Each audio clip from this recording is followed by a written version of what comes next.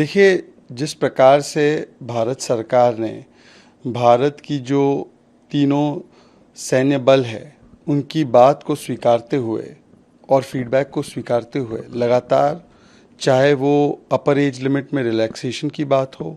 या चाहे वो अग्निवीरों के लिए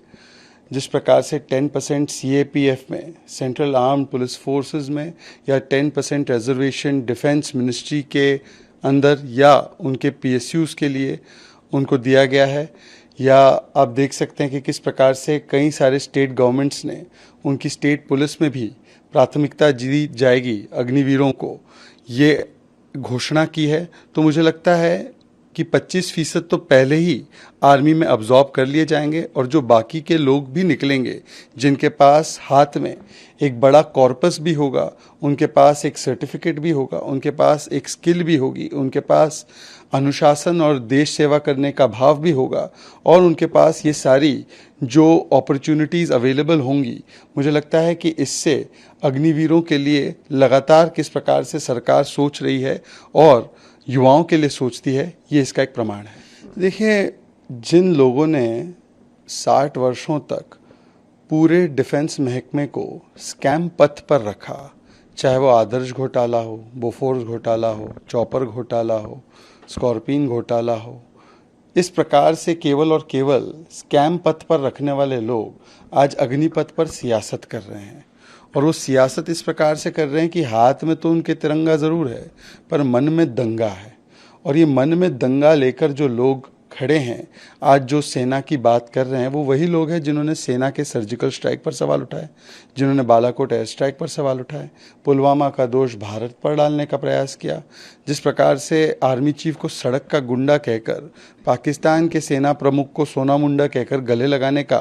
काम भी इन्हीं लोगों ने किया। आज जब ये हाथ में तिरंगा मन में दंगा लेकर चलते हैं तो उनसे पूछा जाना चाहिए कि क्या ये पूरा का पूरा जो आंदोलन खड़ा किया जा रहा है अग्निपथ के नाम पर, उसमें जो हिंसा हो रही है, क्या इसमें साफ साफ कांग्रेस पार्टी और कुछ विपक्षी दलों का हाथ नहीं दिखाई दे रहा? इरफान सोलंकी कहते हैं, इरफान अंसारी कांग्रेस के विधायक कहते हैं कि खून से लथपथ होगा अगर अग्निपथ होगा। क्या कांग्रेस पार्टी ने अभी तक उन पर कार्रवाई की है?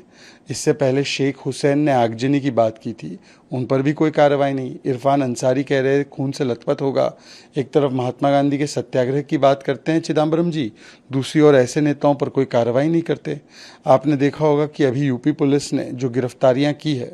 उसमें कोई युवा नहीं है, उसमें कोई अग्निवीर बनने वाला व्यक्ति नहीं है, उसमें NSUI के डिस्ट्रिक्ट प्रेसिडेंट को गिरफ्तार किया गया है, उसमें समाजवादी पार्टी के नेता को गिरफ्तार किया गया है। तो ये पूरी की पूरी हिंसा जो दिख रही है, इसमें आपको दिखेगा एक SP मानसिकता, संपत्ति फूको मानसिकता, AICC मानसिकता, आर्सन और एनार्की इनको चाहिए कमेटी वाली मानसिकता, और RJD मानसिकता, रेल जलाओ दंगा करो मानसिकता। ये तीनों मानसिकता